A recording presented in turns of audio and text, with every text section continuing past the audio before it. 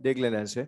तो last class में हमने स्टार्ट किया था टाइप्स ऑफ पीवी वर्क या डिफरेंट थर्मोडायनेमिक प्रोसेसेस में जो हम वर्क डन फाइंड कर सकते हैं वो हमने स्टार्ट किए थे। अब उसमें हमने पढ़ा था first type of PV work में, तो हमने इरिवर्सिबल के लिए पढ़ा था। तो आप देख लेना से इरिवर्सिबल प्रोसेस में जो हमने वर्क डन पढ़ा था, बता उसके लिए बता दें, मतलब वहां पर वेरिएबल एक्सटर्नल प्रेशर या कांस्टेंट, कांस्टेंट। लेकिन अब जो हम पढ़ेंगे, लिख लें सेकंड, इन रिवर्सिबल आइसोथर्मल प्रोसेस, इन रिवर्सिबल आइसोथर्मल प्रोसेस।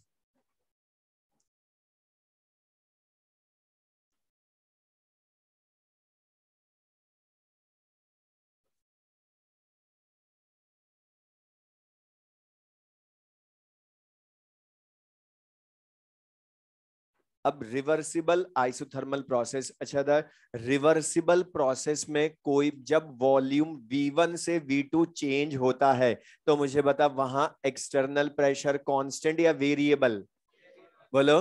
रिवर्सिबल में वेरिएबल होता है दूसरा, लेकिन ना यहां पर अब रिवर्सिबल प्रोसेस है तो हमें यह पता है कि एक्सटर्नल प्रेशर वेरिएबल होगा। लेकिन मतलब यहां पर कौन सी प्रॉपर्टी कांस्टेंट आपके, बता क्या लिखा है साथ में, आइसोथर्मल लिखा है। तो बता प्रेशर एक्सटर्नल वेरिएबल लेकिन टेम्परेचर अब के कांस्टेंट, क्योंकि यहां पर आइसोथर्मली हम करवा रहे हैं प्रोसेस। तो बता temperature constant, external pressure variable. अब इसमें सुन ले ध्यान से, मैं डेरिवेशन बता रहा हूं, लेकिन डेरिवेशन वो एक पेज का है, कोई ज्यादा काम का है नहीं, तो मैं डेरिवेशन बस लिख रहा हूं, तुम्हें लिखने की जरूरत नहीं है। और वो तुम देख सकते हो कहां मिलेगा, मॉड्यूल में पेज नंबर 215 मॉड्यूल नंबर 1। तो वहां पर देख लें, खाली डायरेक्ट फॉर्मूला लिखना, हमने ज्यादा कोई काम का है, लेकिन बस हमें पता थ्योरी हमने यूज करने के लिए डेरिवेशन समझा रहा हूं। तो अब देख लें से, हमने बता बोला था जो एग्जाम्पल पढ़ा था वो अब हमारा यहाँ काम आना है। अच्छा मुझे था जब हमने रिवर्सिबल एक्सपेंशन पढ़ा था तो बता वहां वॉल्यूम V1 से V2 in a single step हो गया था या इनफाइनाइट स्टेप्स में, और बता पहली बार वॉल्यूम V1 था फिर डायरेक्ट V2 हुआ या पहले V1 प्लस DV हुआ, मतलब बता डीवी इंक्रीज में जो हुआ वॉल्यूम उसमें भी वर्क डन हुआ ना सबसे पहले, और डीवी इंक्रीज जो हुआ वर्क डन उसके लिए, मतलब डीवी इंक्रीज में वर्क डन बहुत लार्ज या वेरी स्मॉल, जब डीवी वेरी स्मॉल तो वर्क डन भी वेरी स्मॉल, इसलिए बता डब्ल्यू लिखा है DW, DW। और माइनस तो हम यूज करते ही हैं, P एक्सटर्नल DV लिखूंगा ना अभी, तो बता ये तो एक स्टेप का वर्क डन है, माइनस PDV। इसी तरह से सेकंड में बता फिर डीवी से और बढ़ता, V1 प्लस 2DV लिखा था, तो फिर पीडीवी वर्क डन होगा। लेकिन मतलब V1 से V2 होने में तो मैं हर स्टेप का वर्क डन ऐड करना पड़ेगा, बोलो। तो बताओ उससे अच्छा हम क्या कर दें, इनका इंटीग्रेशन कर दें, और इंटीग्रेशन करोगे तो वॉल्यूम V1 से V2 हो जाएगा। ये क्लियर सबको। अच्छा एक्सटर्नल प्रेशर DW का इंटीग्रेशन तो W, हम पी एक्सटर्नल की जगह मतलब गैस का internal pressure plus minus DP लिख सकते हैं ना, और बता plus minus DP into DV लिख सकते हो, और डीवी को अंदर मल्टीप्लाई कर दे तो minus integration V1 to V2 P gas into DV होगा, और plus minus V1 to V2 integration DP into DV होगा। अच्छा बता डीपी की वैल्यू वेरी स्मॉल, डीवी की वैल्यू वेरी स्मॉल, तो इन दोनों का मल्टीप्लीकेशन तो और छोटा आ जाएगा। या समझाने के लिए बोलूं, डीपी की value 10 raise to the power -2, DV की value 10 raise to the power -3, तो बता -2 माइनस की पावर -5, तो बता -5 पावर वाली टर्म को ऐड करूं या ना करूं कोई फर्क पड़ेगा क्या।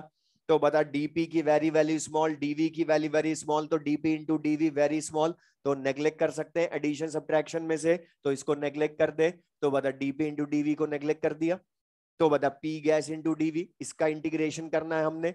लेकिन मतलब अभी भी मैं इसका इंटीग्रेशन नहीं कर सकता क्योंकि यहाँ प्रेशर है वो वॉल्यूम है। तो बता इस प्रेशर को गैस के वॉल्यूम में बदले तो आइडियल गैस इक्वेशन यूज करेंगे, PV is equal to NRT, तो P equal to NRT by V लिख सकते हैं यहाँ। तो work done minus integration V1 to V2 NRT upon V into DV. अच्छा बता गैस का जब एक्सपेंशन या कंप्रेशन होता है तो मोल बदलते हैं क्या उसके, R universal gas constant, temperature भी कांस्टेंट, तो एनआरटी कांस्टेंट। तो बता एनआरटी को ब्रैकेट इंटीग्रेशन के बाहर लिख दे, इंटीग्रेशन V1 V2, तो बता एनआरटी अपॉन, सॉरी एनआरटी बाहर लिख लेंगे हम इंटीग्रेशन से, तो minus NRT integration V1 to V2 dV by V लिख सकता हूं।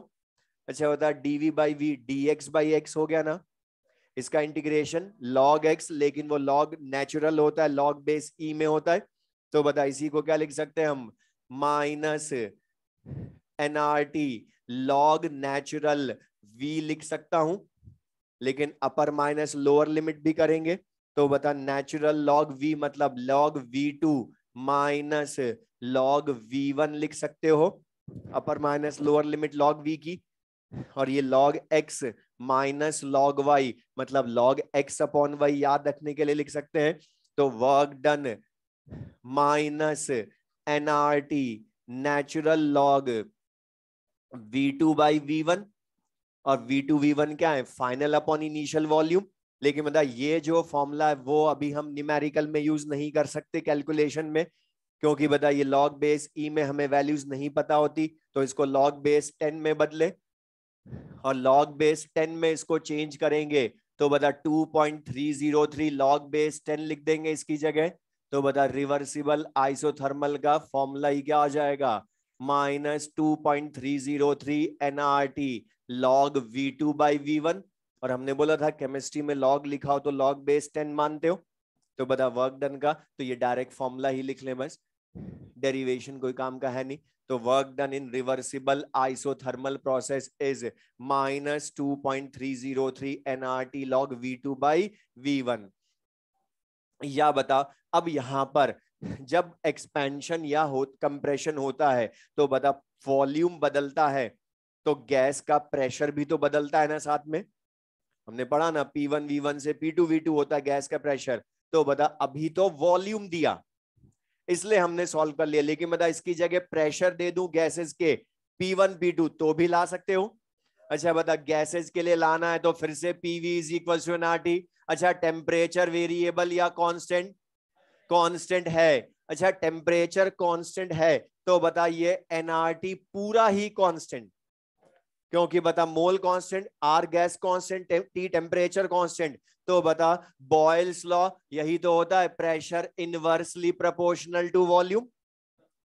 पीवी कांस्टेंट को ये लिख सकता हूं ना, pressure inversely proportional to volume, तो बता यहां से हम क्या लिख सकते हैं, P1 upon P2 equals to V2 by V1, और ये हमारे क्वेश्चंस में भी काम आएगा रिलेशन ये, तो ये भी लिखना, तो बता V2 बाई V1 की जगह हम P1 बाई P2 लिख सकते हैं। तो रिवर्सिबल आइसोथर्मल प्रोसेस में फॉर्मूला क्या हो गया, -2.303 NRT log P1 by P2,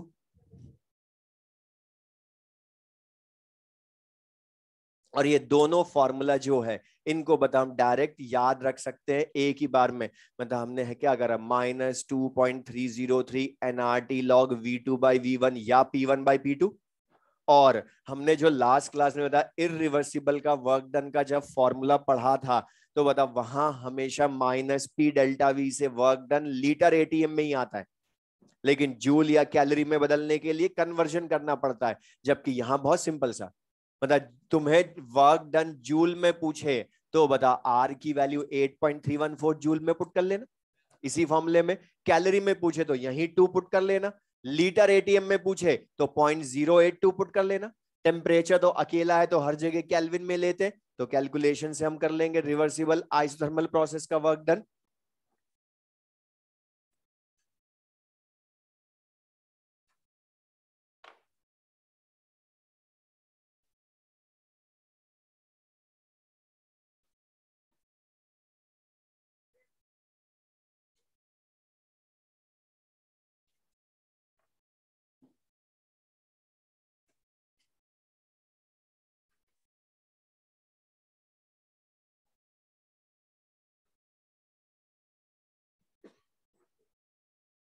अब देख लेंगे, तो ये तो हमने बोला रिवर्सिबल आइसोथर्मल प्रोसेस में work done -2.303 nRT log V2 by V1 या P1 by P2, इनको यूज कर लेंगे हम।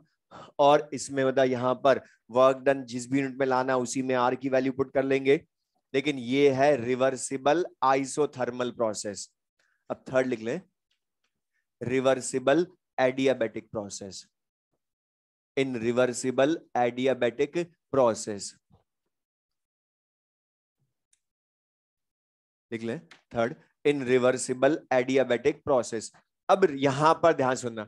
अच्छा, पहले जो हमने लास्ट क्लास में heading first type of PV work पढ़ा था, उसको पढ़ो, क्या लिखा टॉपिक, पढ़ना ध्यान से। ओके, अब मैं समझाऊंगा क्योंकि मैंने एक चीज लिखी है। मतलब फर्स्ट में क्या लिखा है, इन इरिवर्सिबल प्रोसेस, मतलब साथ में आइसोथर्मल या एडियाबैटिक कुछ भी मेंशन किया क्या, तो ये ध्यान रखना। इसका मतलब है कि चाहे रिवर्स इरिवर्सिबल एडियाबैटिक हो या आइसोथर्मल हो, वर्क डन का फॉर्मूला -P डेल्टा वी ही है। बट अगर रिवर्सिबल हुआ तो ध्यान से पढ़ो, अब लिखा है हमने रिवर्सिबल आइसोथर्मल का अलग फॉर्मूला है, रिवर्सिबल एडियाबैटिक में अलग होगा। क्यों होगा, रीजन उसका। अच्छा बता, एडियाबैटिक प्रोसेस का मीनिंग केमिस्ट्री के अकॉर्डिंग, ना तो सिस्टम हीट रिलीज करता है ना हीट गेन करता है, मतलब Q0, हीट एक्सचेंज जीरो या हीट चेंज जीरो, बात एक ही है, Q0। और अच्छा बता, अभी जो हमने आइसोथर्मल रिवर्सिबल पढ़ा, वहां प्रेशर वॉल्यूम वेरिएबल है ना, लेकिन टेम्परेचर वेरिएबल या constant, constant, only pressure volume variable है। बट यहां पर एडियाबैटिक प्रोसेस में प्रेशर वॉल्यूम तो वेरिएबल होंगे ही, क्योंकि एक्सपेंशन कंप्रेशन ऑफ गैस ही पढ़ना है हमने, तो P1 V1 P2 V2 तो होंगे ही सही, साथ में टेम्परेचर भी वेरिएबल होता है। तीनों वेरिएबल होते हैं, ऑल आर वेरिएबल्स। इसका रीजन मैं, वैसे तो ये हमारा क्वेश्चन है फर्स्ट लॉ ऑफ थर्मोडायनेमिक्स का, ये सुन ले पहले। कुछ स्टूडेंट्स को लगता है यहाँ तो हीट तो चेंज हो ही नहीं रही ना, हम हीट रिलीज कर रहा है गेन कर रहा है, फिर टेम्परेचर क्यों बदला। तो ये वैसे हम फर्स्ट लॉ ऑफ थर्मोडायनेमिक्स से पढ़ेंगे, टेम्परेचर दो तरह से बदल सकते हैं, या तो हीट से जो भी बदल नहीं सकते, दूसरा वर्क से। और एडियाबैटिक प्रोसेस में वर्क की वजह से चेंज होता है। या ये तुम डिटेल में एडियाबैटिक प्रोसेस फिजिक्स में बहुत पढ़ते हो, तो पढ़ाने के पहले बोलो, मैं फिजिक्स के फॉर्मूले बताऊंगा अभी, लेकिन बोल रहा हूं कंसेप्ट सारा फिजिक्स का लगना है इसमें। तो अगर एडियाबैटिक प्रोसेस का क्वेश्चन केमिस्ट्री में भी हो तो तुम तो फिजिक्स के कंसेप्ट से कर लेना, ओनली ये वाला बस। क्योंकि आइसोथर्मल हम केमिस्ट्री में ज्यादा पढ़ते हैं, वो तो ओनली इसी का है, केमिस्ट्री में ज्यादा काम आता है। लेकिन एडियाबैटिक प्रोसेस, अच्छा तो मैं वहां पर ध्यान हो, एडियाबैटिक प्रोसेस में तुम तीन फॉर्मूले भी पढ़ते थे, प्रेशर वॉल्यूम टेम्परेचर वेरिएबल होते हैं इसीलिए, मतलब PV raise to the power gamma constant, मतलब बता pressure volume variable, TV raise to the power gamma -1 constant, या T raise to the power gamma P raise to the power 1 minus gamma constant, मतलब temperature pressure volume सब variable है तभी तो वो आता है। और गामा क्या है, पॉइजन्स रेशियो CP/CV। तो यहां पर अब इसके लिए एडियाबैटिक प्रोसेस में वर्क डन लाने के लिए हम यूज करते हैं फर्स्ट लॉ ऑफ थर्मोडायनेमिक्स से। ये अभी बस ध्यान रख लो, हम आगे इसका डिराइव कर देंगे, डेरिवेशन आज ही। तो first law of thermodynamics, delta E equals to Q plus W।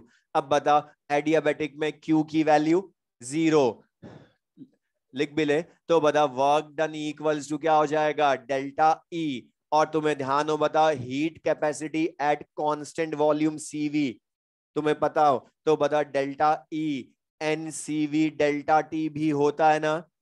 ये हम केमिस्ट्री में भी डिराइव करेंगे, प्रूव करेंगे बस अभी, लेकिन ध्यान रख लो, delta E NCV delta T, इसको हम दोबारा सब चीजें प्रूव कर देंगे जब आगे पढ़ेंगे, बट अभी बस ध्यान रखना। तो बता W equals to delta E, और डेल्टा E ही होता है NCV डेल्टा T। या बता लिख लें, इसी को क्या लिख सकते हैं, NCV T2 माइनस T1। तो वर्क डन का फॉर्मूला रिवर्सिबल एडियाबैटिक प्रोसेस का क्या हो गया, NCV डेल्टा T। ये हमें भी ध्यान रखना है बस ये। अच्छा बता, इसमें ये जो CV है ये क्या शो करती है, हीट कैपेसिटी को या heat capacity at constant volume को। अच्छा CP लिखा हो तो एट कांस्टेंट प्रेशर हो जाएगा, तो molar heat capacity at constant volume. CV को हम बोलते हैं molar heat capacity at constant volume.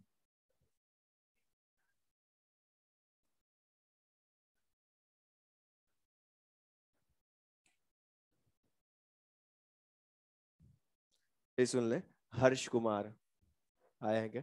Form number 21037889, Harsh Kumar. तो देख ले यहां पे ध्यान से, तो molar heat capacity at constant volume. अब बेटा ये मोलर हीट कैपेसिटी में मतलब मोलर का क्या है, मतलब ये जो हीट कैपेसिटी है ये 1 मोल सब्सटेंस के लिए, 1 मोल गैस के लिए होगी ना। अच्छा था 1 मोल के लिए होगी, मतलब इसकी यूनिट में मोल इनवर्स या पर मोल होगा। अच्छा लेकिन मतलब तुमसे तुम्हें याद भी होगा फॉर्मूला फिर फिजिक्स का ही, मतलब अगर मैं तुम्हें क्वेश्चन में मोल दे दूं, सीवी दे दूं, T1 T2 दे दूं, वर्क डन इजीली फाइंड कर लोगे। लेकिन मतलब मैं तुम्हें सीवी ना दूं, मैं तुम्हें दूं CP, heat capacity at constant pressure, तो बता ला सकते हो। मेयर्स फॉर्मूला बता क्या होता है, CP minus CV equals to R.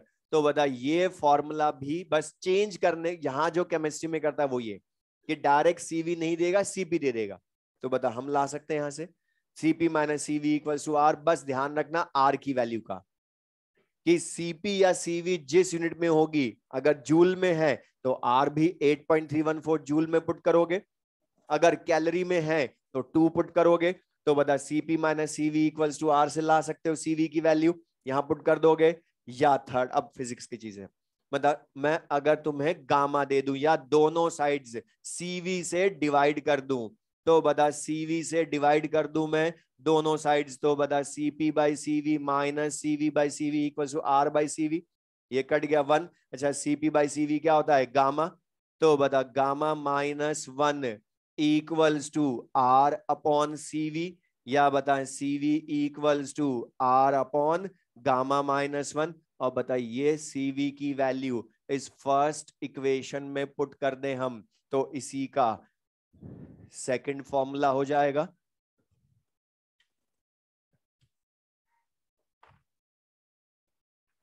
तो इसी का second formula in terms of gamma, तो बता N R upon gamma minus 1 into T2 minus T1।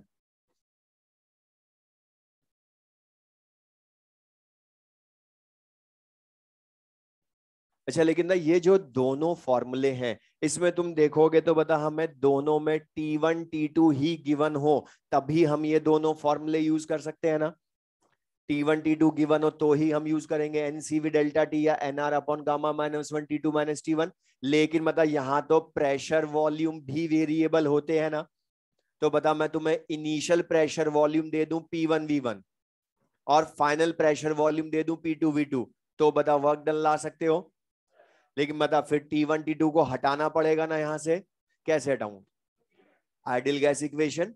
तो बता आइडियल गैस इक्वेशन क्या होती है, PV is equals to NRT. तुमने बोला गैस के लिए कुछ भी ना है तुम तो इसको यूज करो। अच्छा बता इनिशियली प्रेशर वॉल्यूम गिवन है, तो बताइए लिख भी लें साथ में, तो बता P1 V1। अच्छा लेकिन बता मोल बदलेंगे क्या एक्सपेंशन कंप्रेशन में, वो वही रहेंगे इसलिए NRT1 लिखा, होगी तीनों वेरिएबल। फाइनली गैस का प्रेशर वॉल्यूम P2 V2 हो जाएगा, तो P2 V2 equals to NRT2 लिख सकते हैं। लेकिन बता हमें तो NRT2 माइनस T1 चाहिए, तो बता फाइनल माइनस इनिशियल कर दे, तो P2 V2 minus P1 V1 equals to NRT2 minus NRT1। तो बता NR कॉमन आ जाएगा, तो क्या हो जाएगा NRT2 माइनस T1, और बता यही वैल्यू यहां पुट कर दे, तो प्रेशर वॉल्यूम की टर्म में भी फॉर्मूला बन जाएगा वर्क डन का, P2 V2 minus P1 V1 upon gamma minus 1। तो बता वर्क डन का ही थर्ड फॉर्मूला हो गया ये। तो work done in at reversible adiabatic process, इसके 3 फॉर्मूलेज हो गए। लेकिन अब मैं एक चीज बोला, हमने पढ़ लिए तीनों फॉर्मूले, याद हमने तीनों रखने, लेकिन न्यूमेरिकल केमिस्ट्री में ओनली पूछता है इस फर्स्ट वाले फॉर्मूले पर ही। NCV डेल्टा टी, न्यूमेरिकल तो इसी पर आएगा, और इसके साथ वो कभी कभी CP minus CV equals to R को यूज करवा लेता है बस। लेकिन ये दोनों फॉर्मूले याद होने चाहिए हमें, NRT2 minus T1 upon gamma minus 1 या P2V2 minus P1V1 upon gamma minus 1, ये और मैं ये, लेकिन ध्यान रखना मैं क्यों बोल रहा हूं, ये फिजिक्स में ही क्वेश्चन मिलना है, क्योंकि बता गामा का सारा कंसेप्ट डिग्री ऑफ फ्रीडम से बताते हो, और वो बता वो भी monoatomic, diatomic, polyatomic सबके लिए अलग अलग करते हो, तो ये वही मिलना है क्वेश्चन। लेकिन खाली फॉर्मूला पूछ लेता है कि which of the following is correct for an adiabatic process, तो हमें फॉर्मूला याद होना चाहिए बस ओनली।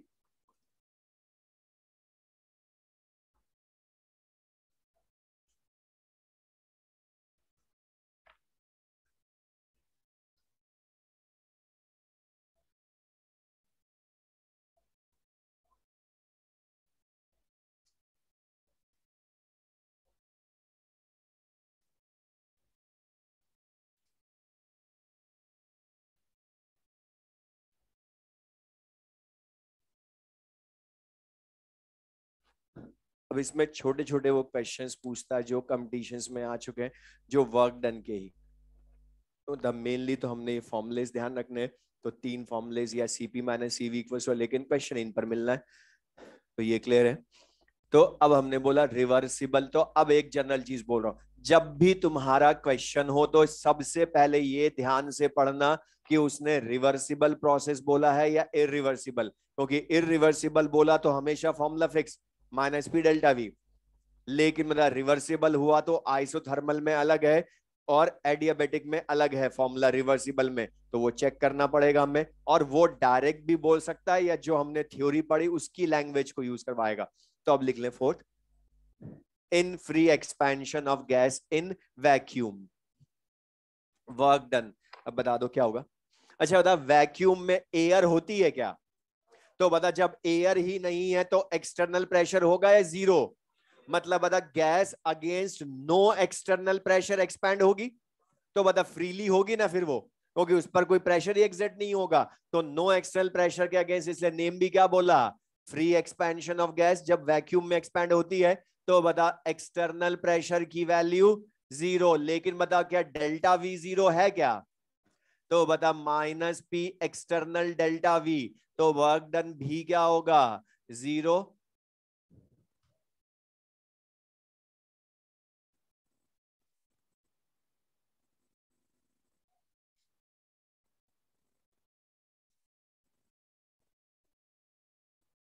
फिफ्थ लिख लें उसके बाद, इन क्लोज्ड वेसल और इन रिजिड कंटेनर। अब पहले तो बता दो क्लोज्ड वेसल, अब हमने जो लास्ट क्लास में थ्योरी पढ़ी सब वही है, द क्लोज्ड वेसल या रिजिड कंटेनर का मतलब वॉल्यूम वेरिएबल या कांस्टेंट है, और बता वॉल्यूम कांस्टेंट है अब के क्लोज्ड वेसल या रिजिड कंटेनर में, तो बता वॉल्यूम कांस्टेंट तो डेल्टा V की वैल्यू जीरो, तो बता minus P external delta V में, लेकिन बता अब के क्या प्रेशर जीरो है क्या, तो बता अब के यहां बता फोर्थ एंड फिफ्थ दोनों पॉइंट्स में वर्क डन जीरो है, लेकिन बता दोनों के जीरो होने का रीजन तो डिफरेंट है ना, वैक्यूम में एक्सटर्नल प्रेशर जीरो होना रीजन है, जबकि क्लोज्ड वेसल या रिजिड कंटेनर में डेल्टा V जीरो होना रीजन है, तो ये क्लियर सबको।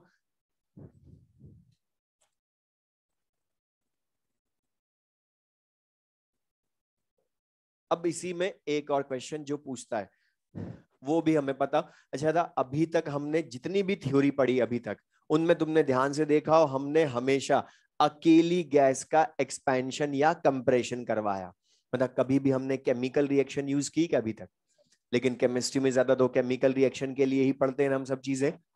तो लिख लें सिक्स्थ, हेडिंग लिखवा रहा हूं, लिख लें मैं जो बोल रहा हूं लिख लें, sixth, in an open vessel,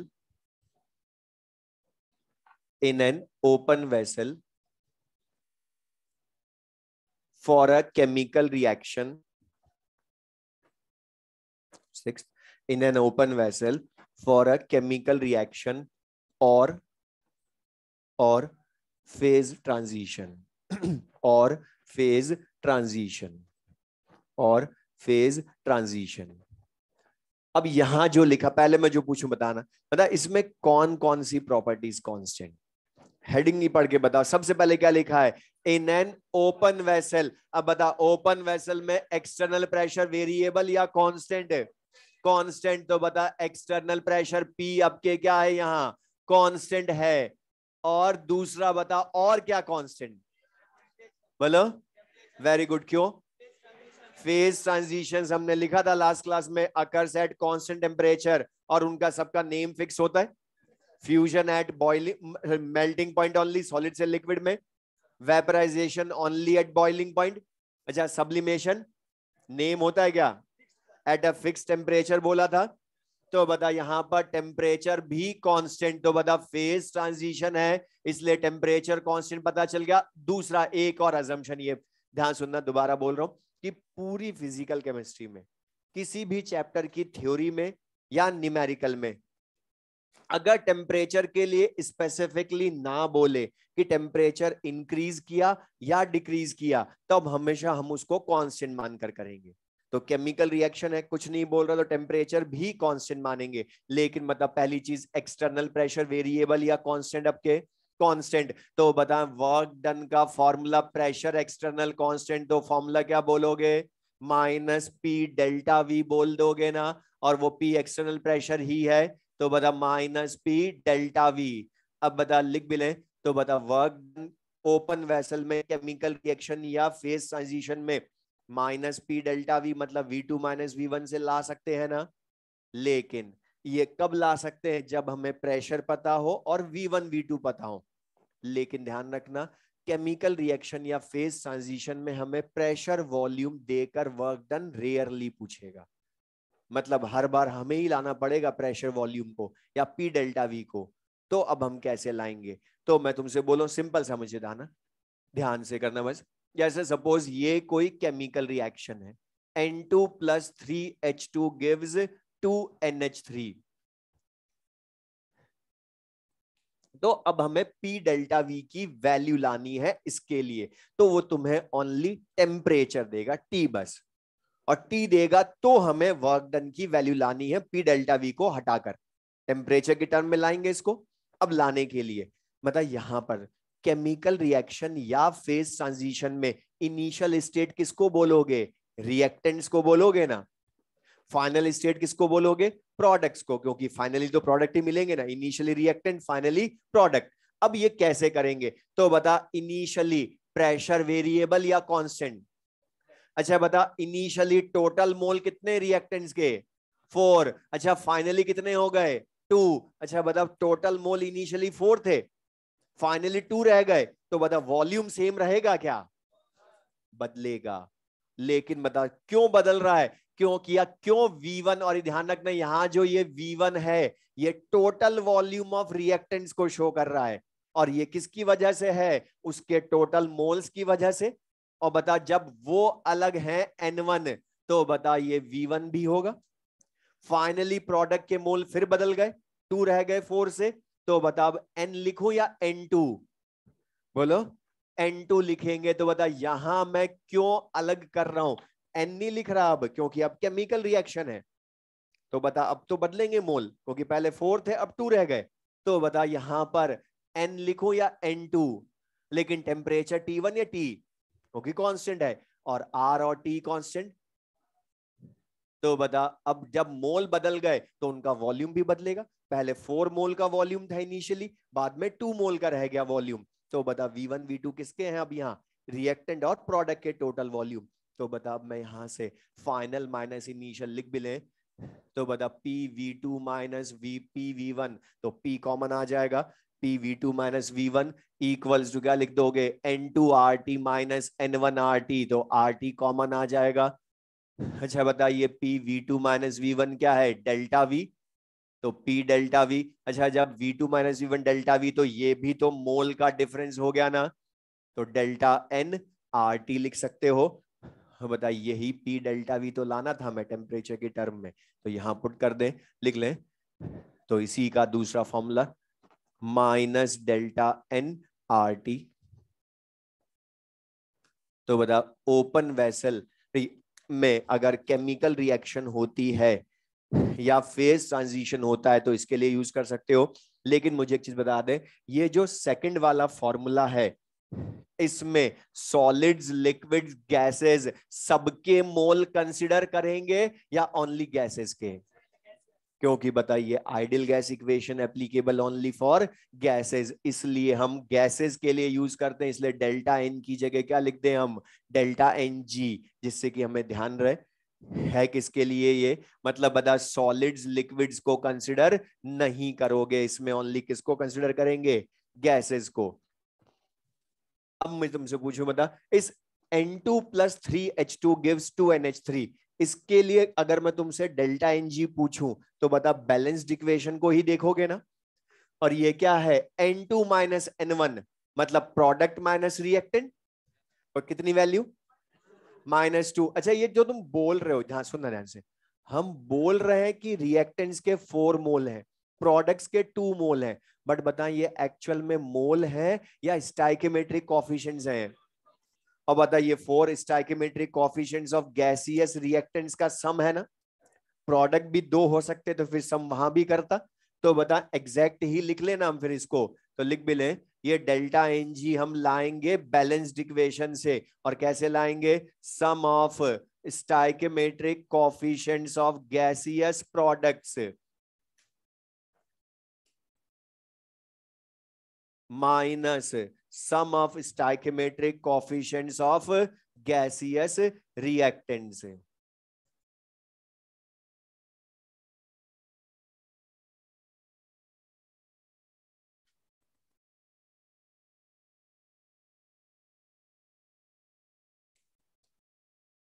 तो बस इस डेल्टा एन जी, अच्छा फेज ट्रांजिशन हो तब भी बैलेंस, तो बस एक चीज का तुम्हें ध्यान रखना है, ये फॉर्मूला जब यूज करोगे तो सबसे पहले तुम्हें बैलेंस्ड इक्वेशन लिखनी पड़ेगी, क्योंकि बता बैलेंस्ड इक्वेशन से ही तो पता चलेगा डेल्टा एन जी की वैल्यू, क्योंकि sum of stoichiometric coefficients of gaseous products minus gaseous reactants coefficient, delta N G की वैल्यू ले आएंगे, यहां पुट कर देंगे। लेकिन डिपेंड करेगा क्वेश्चन पर कि कौन सा फॉर्मूला यूज करना है दोनों में से, तो वो क्वेश्चन डिसाइड करेगा। -P डेल्टा वी भी यूज कर सकते हैं कभी, या -delta N G R T भी। तो बताइए ये चीज क्लियर सबको। अब ये हमने डिफरेंट टाइप्स के वर्क डन के एक तरह से न्यूमेरिकल ही है जो हमने लिखवा दी कि क्या क्या पूछ सकता हूं। लेकिन फिर मैं बोल रहा हूं चेक सबसे पहले करना कि रिवर्सिबल है या इरिवर्सिबल होगी, तभी हम ये फॉर्मूले जो हमने पढ़ लिए इतने सारे उनको अप्लाई कर पाएंगे।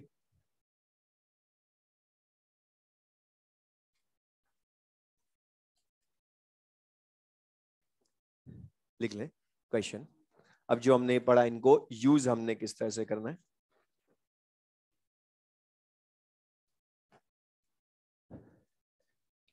An ideal gas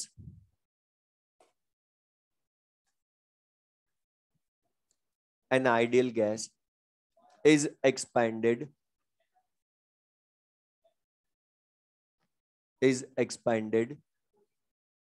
from 5 liter to 15 liter, from 5 liter to 15 liter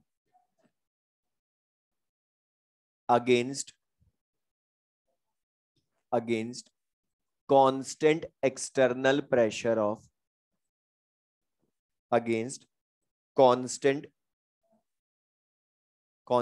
external pressure of 4 atm, against constant external pressure of 4 atm. Find work done in joule. Find work done in joule. अच्छा पहले मैं मुझे बोल रहा, अच्छा only मुझे बस इतना से बता दो ये प्रोसेस कौन सा है, रिवर्सिबल या इरिवर्सिबल? बोलो। ये ध्यान रखना, इरिवर्सिबल हुआ तो कभी भी नहीं लिखेगा क्वेश्चन में कि वो इरिवर्सिबल है। तुमने ही आइडेंटिफाई करना है, हर बार पढ़ो क्या लिखा है। वॉल्यूम V1 से V2 चेंज हुआ, लेकिन अगेंस्ट क्या लिखा है? Constant external pressure. बता ये किसकी प्रॉपर्टी होती है? इरिवर्सिबल, जो हमने सारा समझाया था। तो बता इरिवर्सिबल का तुम तो बस पहले फॉर्मूला लिख लो, वो करवा देगा आगे का क्वेश्चन। तो बता -P एक्सटर्नल V2 - V1 करोगे, लेकिन बता इससे जो वर्क डन आएगा बता वो किस में आएगा, लीटर एटीएम में। तो तुम्हें किस में पूछा है, जूल में, तो बता यही इंटू 101.3 जूल कर दो, तो बता आंसर आ जाएगा 4 into final volume 15 minus 5 into 101.3 joule. तो बता answer will be 4052 in joule. और एक चीज ध्यान रखना, ये जो क्वेश्चन है अभी मैंने खुद ने बहुत इजी कर दिया। क्यों? क्योंकि मैंने लिखा ऑप्शन में कि work done in joule find करें, लेकिन मतलब अभी ऑप्शंस नहीं थे, लेकिन ऑप्शंस होंगे तो तुम्हें चेक करना वहां पर कि वो जूल में आंसर दे रहा है या कैलोरी में या लीटर एटीएम में। तो ये क्लियर सबको? ये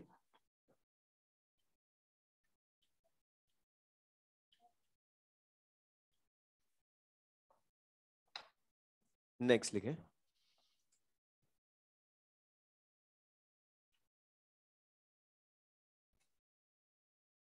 1 mole of an ideal gas, 1 mole of an ideal gas is expanded, मत लिखना sorry, 1 mole of an ideal gas having volume, 1 mole of an ideal gas having volume 2 liter,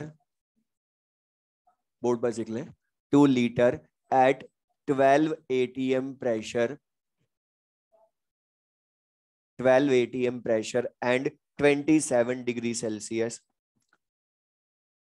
and 27 degrees Celsius is expanded isothermally,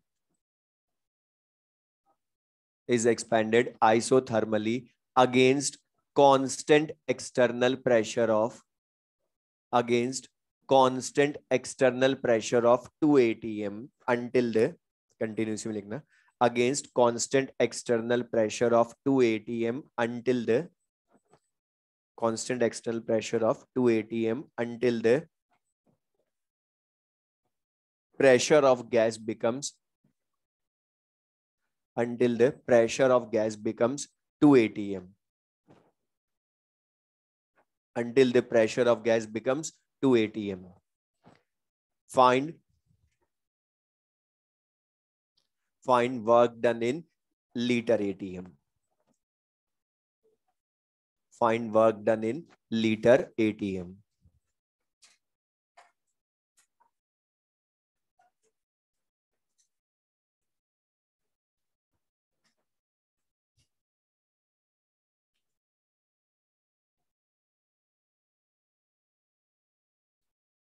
answer बताओ, plus minus, correct. और बहुत छोटा सा question, इतना time नहीं लगा। अच्छा पहले तो मुझे बता ये कौन सा प्रोसेस है? अभी कुछ स्टूडेंट्स तो इतने सारे प्रेशर देखकर ही कंफ्यूज हो गए और कुछ ने तो रॉन्ग कर लिया। अब बता इसमें, बता ये कौन सा प्रोसेस है, रिवर्सिबल या इरिवर्सिबल?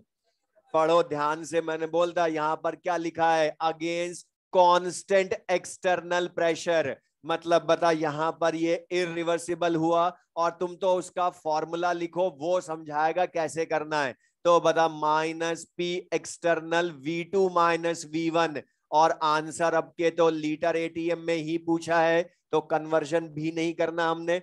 लेकिन बता यहाँ पर इरिवर्सिबल वर्क डन जब लाओगे तो एक्सटर्नल प्रेशर 2 atm के अगेंस्ट दे रखा है। अच्छा V2 final volume minus initial volume. अच्छा गैस का इनिशियल वॉल्यूम तुम्हें खुद ने दिया, उसने 2 लीटर लिखा ना। अब लेकिन बस अभी लेकिन सुनना ध्यान से, कुछ स्टूडेंट्स, ये मैंने जानबूझ के इतने सारे प्रेशर दिए थे कि तुम इनको अप्लाई कैसे करते हो। मतलब यहां उसने लिख कर दे दिया, अच्छा ये लिख कर दिया कि गैस का फाइनल प्रेशर 2 atm हो गया। ये ना भी लिखता तो भी हम 2 atm ही लेते, क्योंकि बता कोई भी प्रोसेस जब फिनिश होता है फाइनली एक्सटर्नल और इंटरनल प्रेशर इक्वल ही होते हैं ना। तो गैस का इंटरनल प्रेशर तो लास्ट में जाकर 2 atm होना है, लेकिन दिया कुछ ने तो वर्क डन को फॉर्मूला रिवर्सिबल वाला यूज कर लिया कि इतने सारे प्रेशर दिए तो P1/P2 कर लिया। और ऑप्शन देखकर खुशी भी हो जाएगी तुम्हें, इसलिए बोलो ध्यान से पढ़ो। अब यहां पर ये दिया क्यों फाइनल प्रेशर, उसका रीजन बता। तुम्हें इनिशियल वॉल्यूम V1 तो दिया है, P1 प्रेशर 12 atm पर, लेकिन बताओ P2 प्रेशर जब 2 atm हो गया तब फाइनल वॉल्यूम कितना हुआ डायरेक्ट लिख कर दिया क्या पहले वाले क्वेश्चन की तरह? नहीं लिखा। तो बोला था फॉर्मूला लिखना, वो बताएगा कहाँ चेंज किया। अब उसने दिया ही नहीं है तुम्हें क्वेश्चन में V2 पहले वाले क्वेश्चन की तरह, तो हमें लाने के लिए P1 P2 चाहिए ना। और ये आइसोथर्मल है लिखा उसने। अच्छा इस क्वेश्चन में सुनना ध्यान से, मैं इसको अच्छा करता, छोटा सा एक वर्ड चेंज करता, हटा देता आइसोथर्मल, तो भी ये आइसोथर्मल था।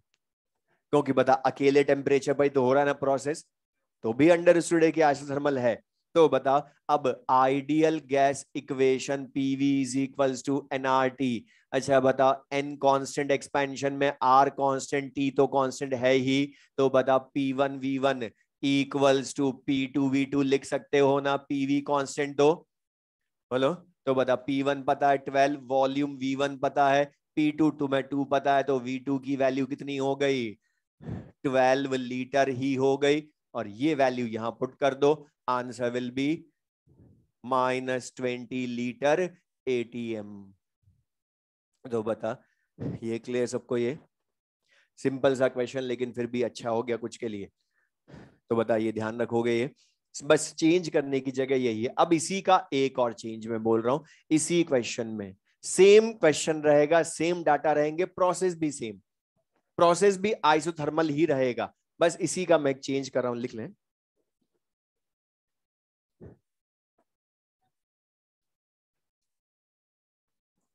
लिख लें। If above process, if above process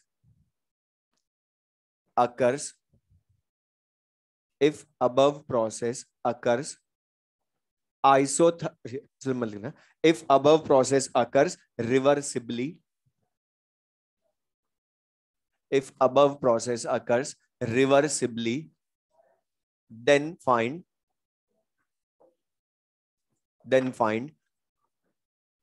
work done, then find work done। मतलब सेम प्रोसेस अभी हमने इरिवर्सिबली करवाया, अब इसी को रिवर्सिबली करवा रहे हैं।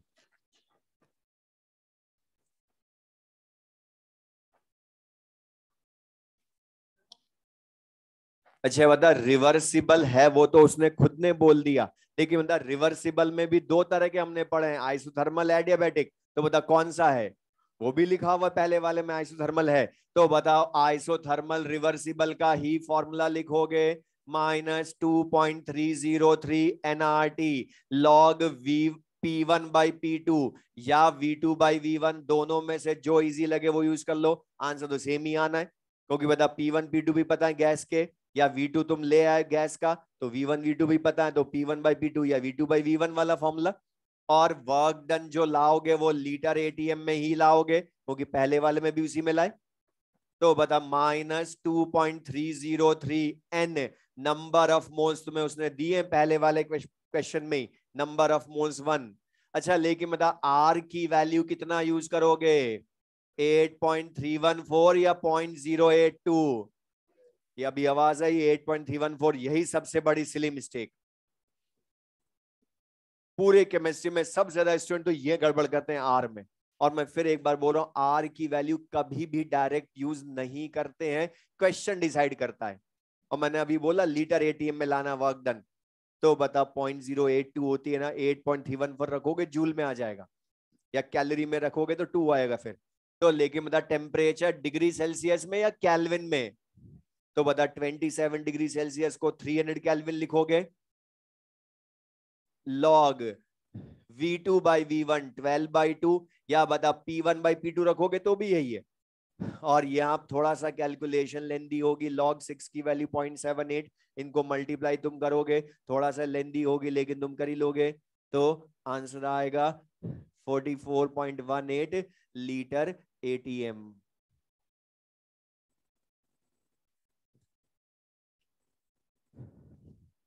44.818 लीटर ATM।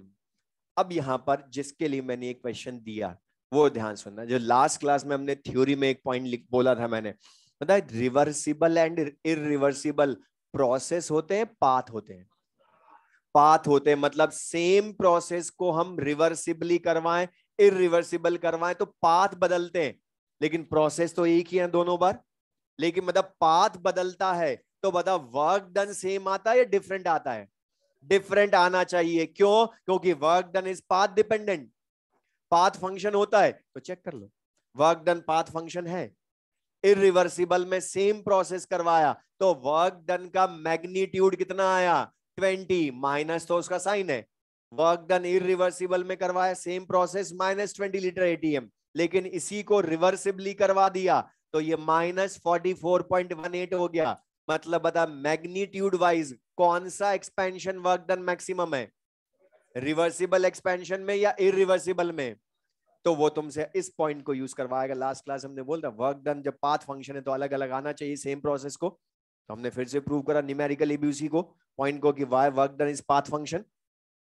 तो ये क्लियर, वो भी समझा दिया हमने दोबारा। और हमारे एक काम की चीज यहाँ का कंक्लूजन, मुझे बता अगर मैं तुमसे क्वेश्चन में ये पूछूं फाइंड वर्क डन इन रिवर्सिबल एक्सपेंशन, रिवर्सिबल नहीं, फाइंड वर्क डन या maximum work done in expansion, find maximum work done in expansion, तो बताओ मैंने कौन सा वर्क डन बोला? इनडायरेक्टली अभी तो मैंने लिख दिया रिवर्सिबली, लेकिन मुझे ना लिखना हो, अच्छा करना हो, तो मैं क्या बोलूंगा? Maximum work done in expansion. तो यहां का कंक्लूजन लिख ले, नोट ये कि रिवर्सिबल एक्सपेंशन का जो मैग्नीट्यूड होता है वर्क डन का, वो इरिवर्सिबल एक्सपेंशन के वर्क डन के मैग्नीट्यूड से ज्यादा होता है।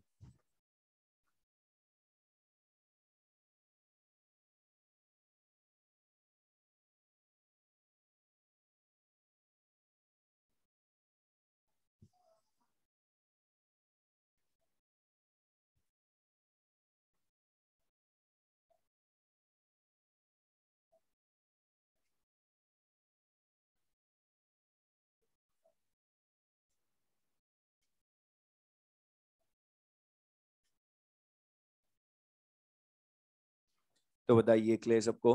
तो बता maximum work done in expansion पूछे तो भी हमें ध्यान आना चाहिए कि वो रिवर्सिबल एक्सपेंशन का ही वर्क डन पूछ रहा है।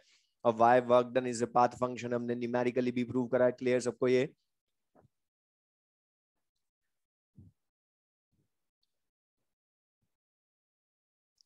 नेक्स्ट लिख लें,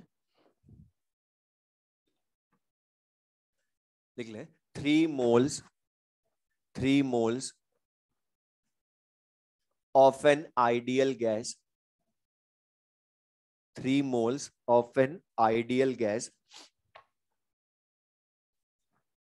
is heated reversibly and adiabatically, is heated reversibly and adiabatically from 10 degrees Celsius to 110 degrees Celsius. From 10 degrees Celsius to 110 degrees Celsius. Find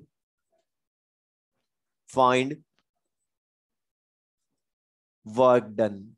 Find work done if heat capacity at constant volume, if heat capacity at constant volume is, board पर लिख लें, is 20 joule per Kelvin per mole. Heat capacity at constant volume is 20 joule per Kelvin per mole. Is 20 joule per Kelvin per mole.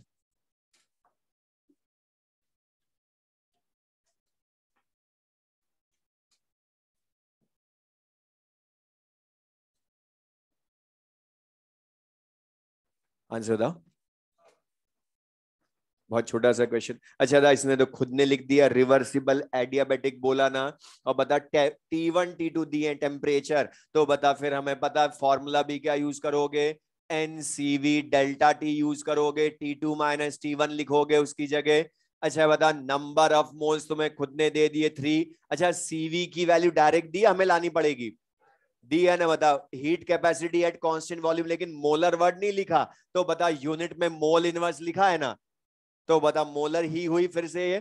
तो बता molar heat capacity CV हो गई, तो बता 20 हो गई T2 माइनस T1। अच्छा बता डेल्टा टी डिग्री सेल्सियस में लाऊं या केल्विन में, डिफरेंस आएगा क्या? डेल्टा टी तो केल्विन डिग्री सेल्सियस में बदल के करोगे तो भी सेम आएगा। 100 ही होगा तो 110 माइनस 10, तो बता आंसर विल बी 6000 जूल या 6 किलो जूल भी बोल सकते हो।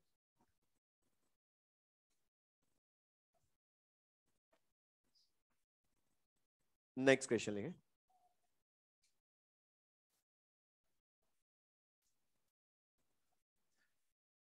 Ten moles 10 moles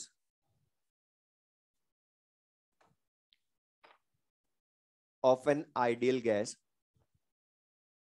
10 moles of an ideal gas is expanded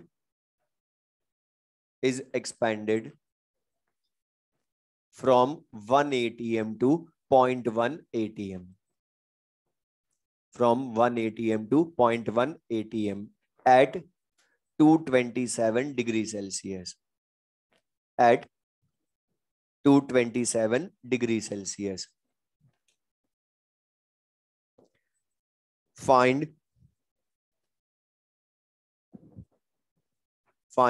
maximum work done in expansion in kilocalorie. Find maximum work done in expansion in kilocalorie. Find maximum work done in expansion in kilocalorie.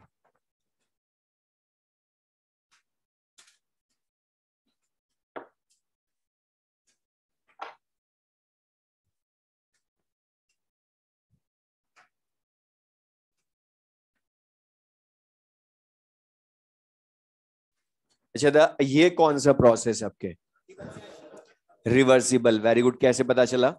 जो अभी हमने note लिखा उसका application साथ में करो। Maximum work done in expansion पूछा, मतलब बता रिवर्सिबल, लेकिन रिवर्सिबल में भी एडियाबेटिक या आइसोथर्मल? बोलो कहां लिखा है उसमें?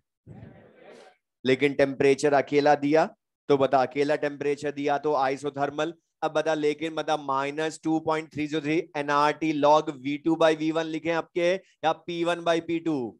क्योंकि बता प्रेशर दिए ना आपके P1 P2 उसने, तो P1/P2 भी लिखेंगे। लेकिन बता आंसर किसमें पूछा है? वर्क डन का किलो कैलोरी। 10 मोल, मोल दे रखे हैं हमें। अच्छा लेकिन बता आर की वैल्यू क्या यूज करूं आपके? 2 करोगे तो कैलोरी में आएगा, फिर लास्ट में तुम 1000 से डिवाइड करोगे। उससे अच्छा बता आर यहीं पर किलो कैलोरी में पुट कर दो ना। 2/1000 या अपॉन 1000 तुम्हारी कैलकुलेशन भी इजी कर देगा यहीं, वरना तुमने कैलकुलेशन टफ कर ली फिर। तो बता यहां पर, और टेम्परेचर डिग्री सेल्सियस में या कैलविन में पुट करोगे, तो बता 227 डिग्री सेल्सियस को कैलविन में चेंज करोगे तो 500 कैलविन होगा 273 ऐड करने पर। और लॉग P1/P2 1/0.1, तो बता 0.1 log 10 की वैल्यू 1, ये 1000 तुम्हारा यही कैंसिल हो गया। तो तुम्हें बोलता 1000 रखो, वो कैलकुलेशन इजी करेगा, और ओनली एक बार मल्टीप्लाई करना है। Answer will be 23.03 kilo calorie. बताइए क्वेश्चन टफ है क्या? बहुत इजी है, कैलकुलेशन भी बहुत सिंपल कर दी उसने, और इसीलिए क्वेश्चन AIPMT मैन है। अब बहुत इजी सा लग रहा हमें क्योंकि अभी हम साथ में पढ़ रहे हैं कि इसने, लेकिन कंसेप्ट तुम्हारा चेक कर लिया इसने, वो maximum work done in expansion लिखकर, कि वो हमें ध्यान है या नहीं। बाकी तो क्वेश्चन सिंपल से, हमने पहले ही बोलते ये चैप्टर बहुत इजी है, क्वेश्चंस प्योरली फॉर्मूला बेस्ड होंगे, लेकिन बस लैंग्वेज ध्यान से पढ़नी हमने, उसमें उनका सबका रीजन छुपा होगा। तो नेक्स्ट क्वेश्चन लेंगे। ये भी अच्छा क्वेश्चन जो लिखवा रहा हूं। Find work done, find work done in calorie, find work done in calorie for the vaporization of, for the vaporization of 2 mole water, for the vaporization of 2 mole water.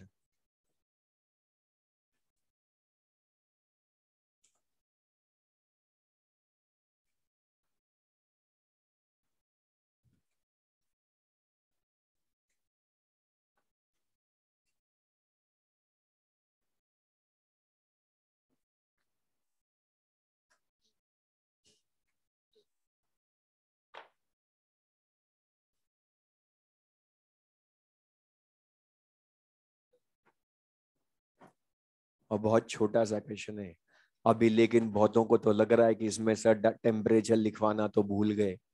तो जिनको लग रहा है उनको बोल रहा हूँ, जिनको नहीं लग रहा वो अच्छी बात है, वो गुस्सा मत हो। यहाँ पर क्वेश्चन में पढ़ो, उसने दे रखा है टेम्परेचर, लिखा ना वेपराइजेशन ऑफ वाटर, और बता फेज ट्रांजिशन है ना, ये वेपराइजेशन ऑफ वाटर है। तो मैं अभी भी आज भी बोला था कि जब भी फेज ट्रांजिशन, या सुन ले मैं जो बोल रहा हूं, फेज ट्रांजिशन या केमिकल रिएक्शन का क्वेश्चन हो तो सबसे पहले बैलेंस्ड इक्वेशन तुम लिखना। अगर उसने ना दी हो तो हम लिखेंगे, हमें वो समझाएगा फॉर्मूला कैसे करना है। अच्छा बता, वाटर का वेपराइजेशन मतलब लिक्विड से वेपर में बदलेगा ना वाटर, और बता लिक्विड से जब वेपर में बदलेगा तो इसको वेपराइजेशन बता किसी भी टेम्परेचर पर बोल देते हो या ओनली एट बॉइलिंग पॉइंट बोलते हो। और बता वाटर का बॉइलिंग पॉइंट तुम्हें बचपन से पता है 100 डिग्री सेल्सियस, तो वो क्यों लिख कर देगा? अगर कोई दूसरा लिक्विड होता तो लिख कर देता। तो बता, अब यही तो तुम्हें सोचना था कि टेम्परेचर दे रखा है, और बता टेम्परेचर पता है तो फेज ट्रांजिशन के लिए वर्क डन का फॉर्मूला मतलब माइनस पी डेल्टा वी या minus delta n g R T होता है। लेकिन पी डेल्टा वी यूज कर नहीं सकते क्योंकि V1 V2 नहीं पता, और लाएंगे भी तो भी बहुत लेंदी हो जाएगा। तो बता माइनस डेल्टा एन जी ले आए, आर बता किस में रखोगे 2, अब ओनली 2 क्योंकि कैलोरी में पूछा है। टेम्परेचर डिग्री सेल्सियस की जगह 373 केल्विन पुट करोगे, तो बता डेल्टा एन जी तुम सही ले आए तो आंसर आ जाएगा। और डेल्टा एन जी लाओगे तो बता sum of stoichiometric coefficient of gaseous products 1 minus gaseous reactant है ही नहीं तो कोएफिशिएंट नेग्लेक्ट कर दो उसका, तो डेल्टा एन जी की वैल्यू 1, और ये डेल्टा एन जी की वैल्यू तुमने यहां पुट कर ली तो आंसर रॉन्ग आएगा। Very good. अभी जिनका -746 आया, तो जिनका आया वो रॉन्ग है, वो तो हम नहीं बोल रहा हूं। अब सुन ले ध्यान से, अब ये ऐसी क्वेश्चन ये, अच्छा यहां पर ध्यान सुनो, डेल्टा एन जी की वैल्यू 1 नहीं रख सकता क्योंकि पढ़ो उसने 2 मोल वाटर का वेपराइजेशन, मैंने बोलते छोटा सा क्वेश्चन फिर भी बहुत अच्छा। एक तो टेम्परेचर तुम्हें सोचना है, दूसरा 2 मोल के लिए वेपराइजेशन करवाया, तो था ये तो 1 मोल का आया ना यहां से, ये तो 1 मोल वाटर के लिए वेपराइजेशन का डेल्टा एन जी है, और तुम्हें तो 2 मोल का पूछा है। तो बता 2 मोल वाटर का वेपराइजेशन होगा तो 2H2O liquid gas 2H2O gas लिखोगे, या डायरेक्ट इसी से कर लो। 1 मोल के लिए डेल्टा एन जी 1 तो 2 मोल के लिए 2, तो इनटू 2 करना था, आंसर विल बी -1492 कैलोरी। अच्छा था, ये किस किस का फर्स्ट टाइम में सही आया? फर्स्ट टाइम में, वेरी गुड। अच्छा -746 किस किस का आया? अब ये ध्यान रखो, ये नहीं कि नहीं आता था तुम्हें क्वेश्चन, क्वेश्चन आता था हमने, लेकिन केयरलेस मिस्टेक, सिली मिस्टेक भी नहीं बोलूंगा, ये तो जानबूझ के करने वाली मिस्टेक, ये हमने पढ़ा ही नहीं क्वेश्चन ध्यान से कि 2 मोल के लिए पूछ रहा है, इसलिए मैं बोल रहा हूं अब ये जितने तरह के मैं चेंज कर सकता हूं वो मैंने सब बता दिए, बता कर लेंगे अब इनके वर्क डन के। और ये फेज ट्रांजिशन केमिकल रिएक्शन आगे बहुत काम आनी है, इसलिए अभी से ध्यान से करो चेंज करने की। अच्छा एक चेंज में वर्बली बोल रहा हूं, सुन ले। हमने पढ़ा था कि अभी तक जितने भी हमने क्वेश्चन के जहां भी मोल लाने थे हमने मोल डायरेक्ट दिए, लेकिन अगर मैं सबके मासेस दे दूं तो भी मोल ला सकते हो, मास अपॉन मॉलिक्यूलर वेट से हम ले आएंगे मोल, तो कर लेंगे। अब यहां तक तो हमने पढ़ा, सब चीजें क्लियर है। अब एक और चीज हमने बोला था इस पूरे चैप्टर में सबसे ज्यादा हमें 4 एनर्जीज पढ़नी है, internal energy, enthalpy, entropy, Gibbs energy. तो लिख लें उसमें इंटरनल एनर्जी कैपिटल ई या कैपिटल यू से हम रिप्रेजेंट करते हैं, इंटरनल एनर्जी ई या यू दोनों में से किसी से भी रिप्रेजेंट करें। अब इंटरनल एनर्जी का मीनिंग क्या है? सिंपल सा, मैं इसका नेम ही बता रहा है, energy stored with in a system, मतलब उसके अंदर की energy.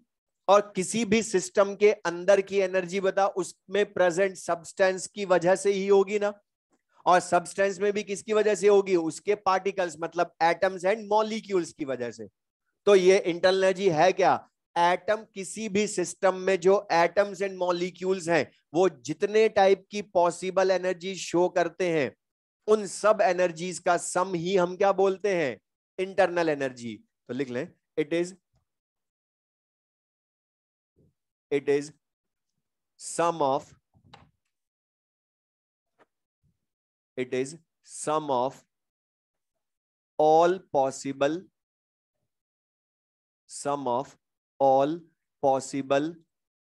kinds of energies, sum of all possible kinds of energies of atoms and molecules, of atoms and molecules in a system, of atoms and molecules in a system, in a system। लिख लें board पर से। अब ये जो atoms and molecules होते हैं, मतलब वो डिफरेंट टाइप की पॉसिबल एनर्जी शो करते हैं। अब बताओ, उनके पार्टिकल्स का मूवमेंट होगा तो मूवमेंट या मोशन की वजह से काइनेटिक एनर्जी होगी, पोटेंशियल एनर्जी इंटरमॉलिक्यूलर फोर्सेस या बॉन्ड स्ट्रेंथ की वजह से होगी, और लिख लें बोर्ड पर जो मैं लिख रहा हूं, it is kinetic energy movement की वजह से, पोटेंशियल एनर्जी बॉन्ड अट्रैक्शन या इंटरमॉलिक्यूलर फोर्सेस की वजह से, इलेक्ट्रॉनिक एनर्जी मतलब एटम के अंदर इलेक्ट्रॉन स्पिन करेंगे तो due to spin of electrons electronic energy, जब वो रोटेट करेगा इलेक्ट्रॉन एटम के अंदर तो बता न्यूक्लियस और इलेक्ट्रॉन में अट्रैक्शन होगा, उसकी वजह से न्यूक्लियर एनर्जी। तो जितनी भी टाइप की पॉसिबल काइंड्स ऑफ एनर्जीज हैं उन सब का सम होती है इंटरनल एनर्जी ऑफ सिस्टम। और काइनेटिक एनर्जी भी अलग अलग टाइप की एनर्जीज का सम हो सकती है। अगर वो रोटेटरी मोशन करे तो रोटेशनल एनर्जी होगी, वाइब्रेटरी मोशन करे तो वाइब्रेशनल एनर्जी, ट्रांसलेटरी मोशन करे तो ट्रांसलेशनल एनर्जी होगी। तो इन सब एनर्जीज का जो सम है वही क्या है, internal energy of a system. अब लेकिन यहां ध्यान सुनना, ये जो इंटरनल एनर्जी है, अभी मैं लिखवाऊंगा सुन ले, इंटरनल एनर्जी जो है इसकी एब्सोल्यूट वैल्यू मतलब एग्जैक्ट वैल्यू हम फाइंड नहीं कर सकते। सिंपल सा रीजन, बिकॉज हम एब्सोल्यूट वैल्यू फाइंड तभी कर सकते हैं जब पहले तो हमें पता चले कि उसके जो पार्टिकल्स हैं वो कौन कौन से टाइप की पॉसिबल एनर्जी शो करेंगे। इसलिए तो वर्ड लिखा all possible kinds of energies. पहले तो वही पता चले कौन से टाइप की शो करेंगे वो पार्टिकल्स एनर्जीज, और अगर पता चल भी गया तो उनकी एग्जैक्ट वैल्यू नहीं ला सकते। कैसे? जैसे इलेक्ट्रॉनिक एनर्जी, ये एग्जैक्ट ला ही नहीं सकता मैं, क्योंकि हाइजेनबर्ग्स अनसर्टेनिटी प्रिंसिपल, पोजीशन करेक्ट आएगी तो मोमेंटम रॉन्ग, मोमेंटम करेक्ट तो पोजीशन रॉन्ग, तो एग्जैक्ट ला नहीं सकता। दूसरा, न्यूक्लियर अट्रैक्शन भी एग्जैक्ट नहीं ला सकता, हम अप्रॉक्स लाते हैं वो, मतलब इलेक्ट्रॉन और न्यूक्लियस में अट्रैक्शन कितना होगा वो एग्जैक्ट नहीं ला सकते हम। तो बता, ये भी एग्जैक्ट नहीं बता सकते, ये नहीं बता सकते, तो बता इनका सम एग्जैक्ट आएगा क्या फिर? तो बता हम एब्सोल्यूट वैल्यू ला ही नहीं सकते इंटरनल एनर्जी की। दूसरा, ना हमें जरूरत है, हमें एग्जैक्ट की जरूरत भी नहीं है इसके। क्यों? क्योंकि हम थर्मोडायनेमिक्स में एनर्जी पढ़ते ही नहीं है, हम तो एनर्जी चेंजेस पढ़ते हैं। सबसे पहले हमने यही बोला था कि डिफरेंट केमिकल फिजिकल प्रोसेसेस में एनर्जी चेंजेस स्टडी करते हैं। तो डेल्टा ई ला सकते हैं हम, change in internal energy, with the help of bomb calorimeter. कैसे लाते हैं आगे बताऊंगा। With the help of bomb calorimeter delta E मतलब डायरेक्ट डेल्टा ई ला सकते हैं हम। तो लिख लें, the absolute value of the absolute value of internal energy E, the absolute value of internal energy E cannot be determined. Internal energy E cannot be determined, but we can determine,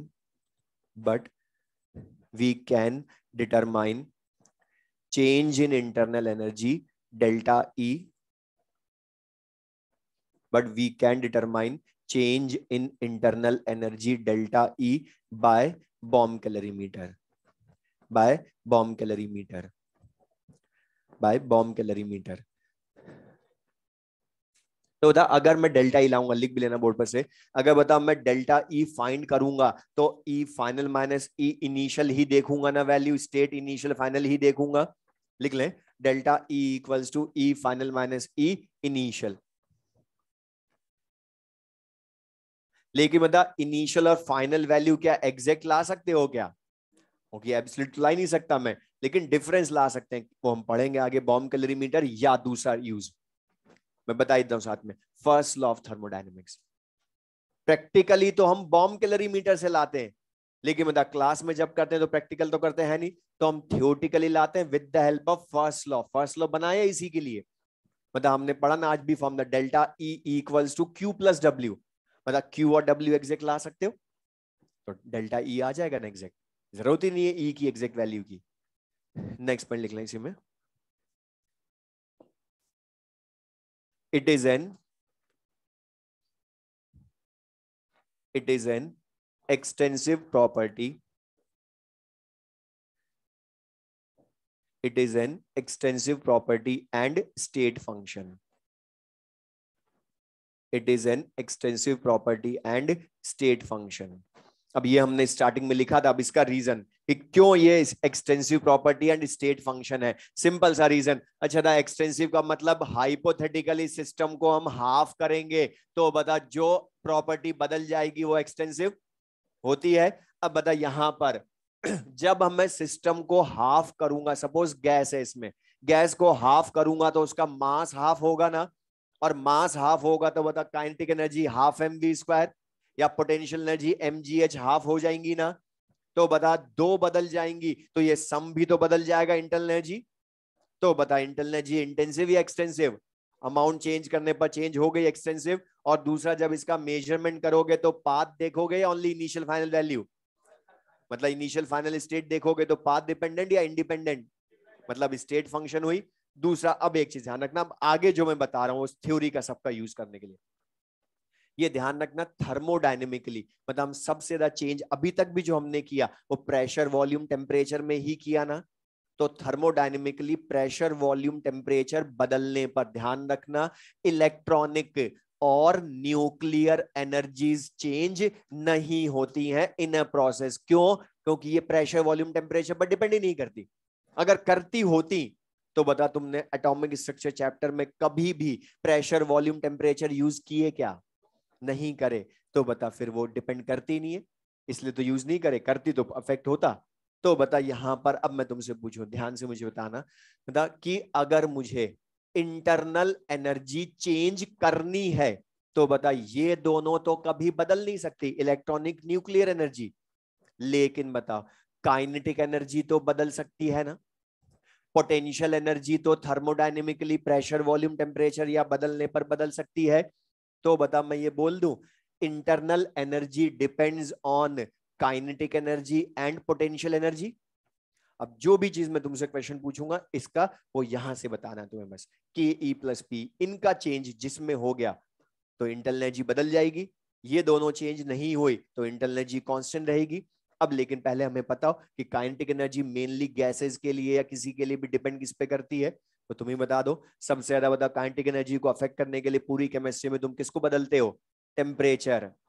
बचपन से यही पढ़ रहे हो, temperature बढ़ाने पर kinetic energy बढ़ती है। तो बता ये thermodynamically kinetic energy mainly depends on temperature, क्योंकि प्रेशर वॉल्यूम तो अफेक्ट करते ही नहीं है, इसको नेग्लिजिबल करते हैं। तो काइनेटिक एनर्जी इसी तरह से लिख लो शॉर्ट में साथ में, kinetic energy depends on temperature. अच्छा बता ये पोटेंशियल एनर्जी किस पर डिपेंड करती है? बोलो। इंटरमॉलिक्यूलर फोर्सेस ऑफ अट्रैक्शन पर करती है ना। अच्छा अगर अकेली गैस है तो तुम क्या बोलते हो अकेली गैस में, कि उसमें वैंडरवाल फोर्सेस हैं या हाइड्रोजन बॉन्ड्स हैं? बोलो। तो बता इंटरमॉलिक्यूलर फोर्सेस की स्ट्रेंथ, लेकिन अब यहां सुन ले एक चीज सुन लो, मतलब वही गैस अगर केमिकल रिएक्शन या फेज ट्रांजिशन में इन्वॉल्व हुई तो बता फिर वो बॉन्ड स्ट्रेंथ पर डिपेंड करेगी, क्योंकि वो रियल गैस बन जाती है फिर। और बता तुमने बॉन्ड स्ट्रेंथ पर भी डिपेंड करवाया पोटेंशियल एनर्जी को, केमिकल बॉन्डिंग तुमने स्टार्ट करी, सबसे पहले यही पढ़ा था कि दो एटम्स में जब बॉन्ड बनता है तो पोटेंशियल एनर्जी डिक्रीज होती है, मतलब बता बॉन्ड स्ट्रेंथ भी तो अफेक्ट करती है ना इसको। तो केमिकल रिएक्शन या फेज ट्रांजिशन में हम इसको क्या बोलेंगे? डिपेंड्स ऑन आईएमएफ या ऑन बॉन्ड स्ट्रेंथ है। और फेज ट्रांजिशन में भी बता बॉन्ड स्ट्रेंथ बदलती है रिएक्टेंट से प्रोडक्ट बनने में। जैसे बता मैं बोलूं लिक्विड से वेपर बना, वेपराइजेशन, तो बता लिक्विड के बॉन्ड वेपर के कंपैरेटिवली स्ट्रॉन्गर, तो बता पोटेंशियल एनर्जी बदलेगी ना वहां। या सॉलिड से लिक्विड बनेगा तो सॉलिड के बॉन्ड स्ट्रॉन्ग, तो बता बॉन्ड स्ट्रेंथ पर भी डिपेंड करती है ना पोटेंशियल एनर्जी। अब जो भी यहां से क्वेश्चन वो इन्हीं से बताना है तुम्हें। लिख लिया सबने? लिख लें। तो the kinetic energy depends on temperature. Potential energy मुझे बदलनी है तो किसको बदलना पड़ेगा? इनमें से कोई एक, आईएमएफ या बॉन्ड स्ट्रेंथ। अब मैं तुमसे जो लिख लें point next,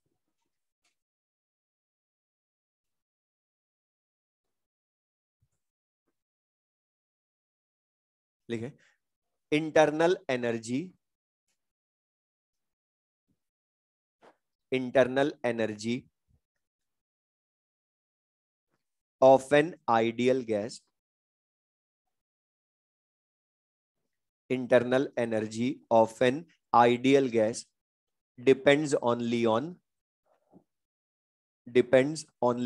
temperature, depends only on temperature। बताइए करेक्ट लिखा है क्या? लिखा है तो करेक्ट तो होगा इसी। बता रीजन बता दो। हाँ बोलो करेक्ट है। बिकॉज बता इसी से, मैंने अभी बोला इसी से बताओ, जो भी पूछो इसी kinetic energy plus potential energy सोचो। अच्छा बता आइडियल गैस क्या लिखा? ऑफ एन आइडियल गैस, मतलब अकेली गैस है ना।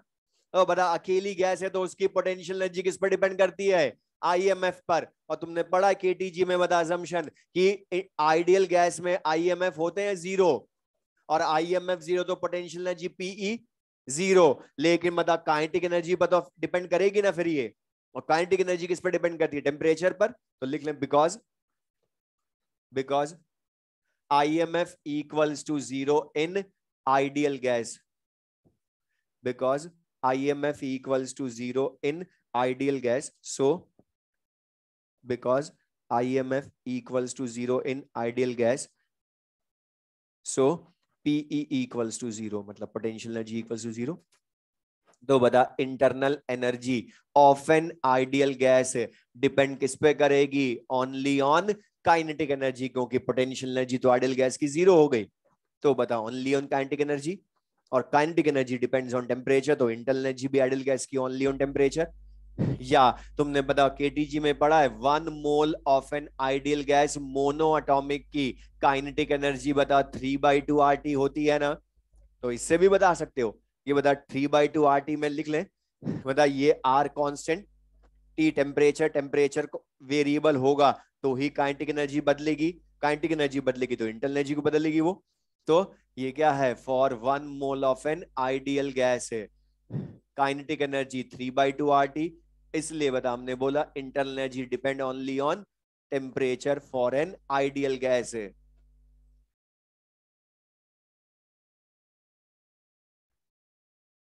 नेक्स्ट लिख लें बोर्ड पर से इसी के लिए, इसी पॉइंट को, लास्ट पॉइंट को यूज करके अब तुम मुझे क्वेश्चन बताना जो लिखा है बोर्ड पर, और ये बहुत बार कंपटीशंस में आ चुका है। थ्योरी का पॉइंट भी बोल दो या क्वेश्चन बोल दो।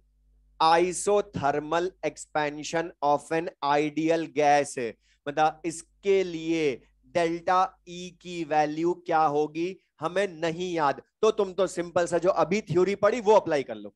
अब बता क्या बोला? Only expansion of an ideal gas या आइसोथर्मल? अच्छा बता आइसोथर्मल है तो टेम्परेचर वेरिएबल या कांस्टेंट है? अच्छा टेम्परेचर कांस्टेंट तो काइनेटिक एनर्जी कांस्टेंट, और काइनेटिक एनर्जी कांस्टेंट तो बता इंटरनल एनर्जी वेरिएबल या कांस्टेंट है? और बता इंटरनल एनर्जी कांस्टेंट, तो इसका मतलब क्या है कि इनिशियल फाइनल स्टेट पर इंटरनल एनर्जी डिफरेंट होगी या सेम? सेम होगी। तो इनिशियल और फाइनल इंटरनल एनर्जी की वैल्यू इक्वल, तो बता इनका चेंज क्या आएगा? जीरो। तो बता अकेली आइडियल गैस का एक्सपेंशन या कंप्रेशन भी करवा ले तो भी डेल्टा ई जीरो आना है, लेकिन सब जगह या ओनली आइसोथर्मल में? Isothermal expansion of an ideal gas, और रीजन क्योंकि पोटेंशियल एनर्जी जीरो उसके लिए, और काइनेटिक एनर्जी चेंज हो नहीं रही क्योंकि टेम्परेचर कांस्टेंट है।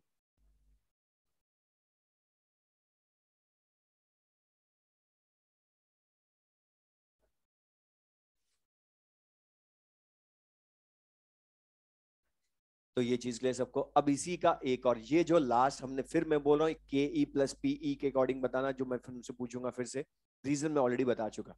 लिख ले next. In isothermal process, in isothermal process for a chemical reaction, for a chemical reaction or phase transition, वापस सुन ले, in isothermal process for a chemical reaction or phase transition, बता डेल्टा ई की value क्या होगी, 0 या not equals to 0? Not equals to 0 होती है, मैंने खुद ने बोल दिया, लिख लें delta E equals to not equals to 0। अब मुझे बता दे इसका रीजन क्यों ये 0 नहीं है अब के, जबकि बता आइसोथर्मल प्रोसेस अभी भी है। तो तुम्हें तो बोला कुछ भी ना है, तुम तो इसको यूज करो, के ई प्लस पीई, ये जो लिखा हमने इसको अप्लाई करना है बस। तो बता के ई प्लस पीई, अच्छा बता टेम्परेचर वेरिएबल या कांस्टेंट? तो बता काइनेटिक एनर्जी तो अभी भी कांस्टेंट है, वो नहीं बदली अभी भी, क्योंकि टेम्परेचर कांस्टेंट तो काइनेटिक एनर्जी तो कांस्टेंट ही है आइसोथर्मल में भी, चाहे रिएक्शन हो चाहे फेज ट्रांजिशन हो।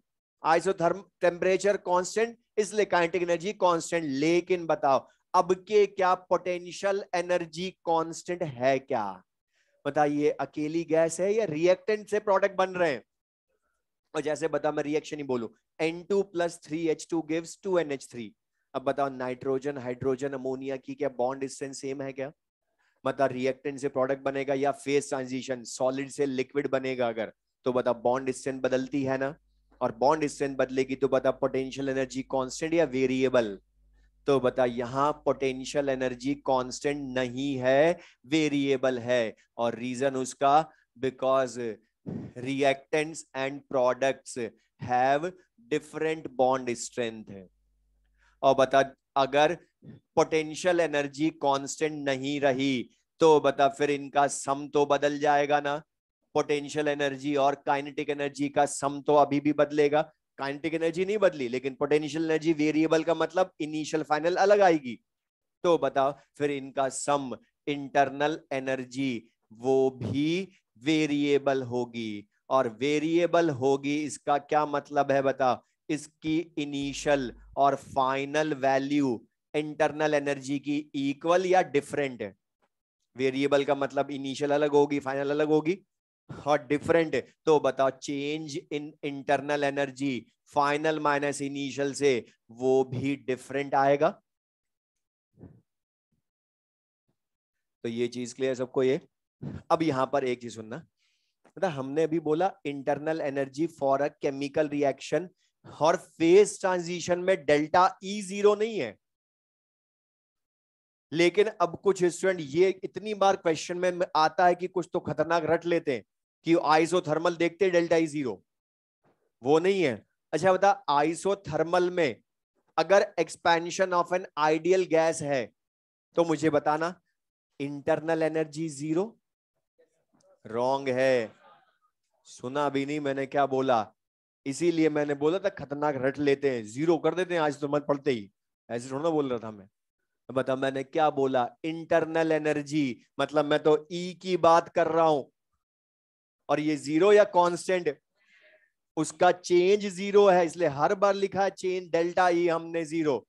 आइसोथर्मल तो ये पढ़ना ध्यान से, दोनों तरह के क्वेश्चन आ चुके हैं एग्जाम में, जहां उसने एक बार बोला कि डेल्टा ई तो 0 करेक्ट था, लेकिन दूसरी बार पूछा था इंटरनल एनर्जी 0 पहला ही ऑप्शन, लेकिन वो नहीं हो सकता क्योंकि इंटरनल एनर्जी कांस्टेंट है इसलिए डेल्टा ई 0 है। तो बताइए ये चीज क्लियर सबको। अब ये सारी एनर्जीज बता, हमने बोला था हम जो इनका रिलेशन भी डिटरमाइन करते हैं एनर्जीज का, और वो हम डिटरमाइन किससे करते हैं, डिफरेंट लॉज ऑफ थर्मोडायनेमिक्स से, और उसमें से हम 4 लॉस पढ़ते हैं, 0th फर्स्ट सेकंड थर्ड, और उसमें से 0th एंड फर्स्ट का थर्ड का ओनली स्टेटमेंट काम का है, मेनली तो फर्स्ट एंड सेकंड काम आते हैं। तो लिख लें zeroth law of thermodynamics, zeroth law of thermodynamics, ज़लोट। अब बता जीरोथ लॉ ऑफ थर्मोडायनेमिक्स जो है, अब ये बिल्कुल सिंपल सा लॉ है और इसका मैं इसको रिप्रेजेंटेशन की फॉर्म में तुमसे पूछ रहा हूं, बिल्कुल इजी सा लॉ है ये। तो इस लॉ के अकॉर्डिंग मैं बोलूं, लिख भी लेना साथ में बोर्ड पर से, two systems A and B are separately, board पर से बस जो लिख रहा हूं वही लिख लो, are separately in thermal equilibrium with third system C. पहले तो मुझे बता दो मैंने क्या बोला, two systems A and B are separately in thermal equilibrium with third system C. पहले तो बता थर्मल इक्विलिब्रियम का मीनिंग क्या है, अब ये सब हमने पढ़ा लास्ट क्लास में। बता टेम्परेचर इक्वल, मतलब बता क्या है, T A equals to T C, ये तुम्हें बता दिया उसने थर्मल इक्विलिब्रियम बोलकर, और T B equals to T C. तो बता when A and B are in thermal equilibrium with third system C, then बताओ A and B are also in thermal equilibrium with each other. मतलब यही क्या है, zeroth law. तो मतलब T A equals to T B. तो बता ये चीज क्लियर सबको ये।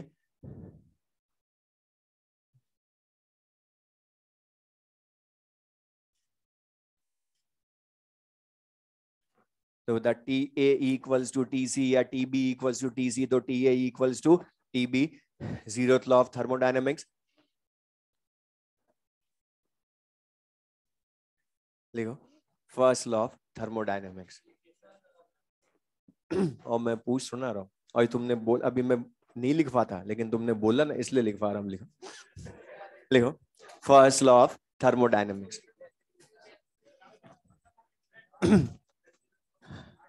अब तो मैंने बोल दिया था, अब मैं लिख ले,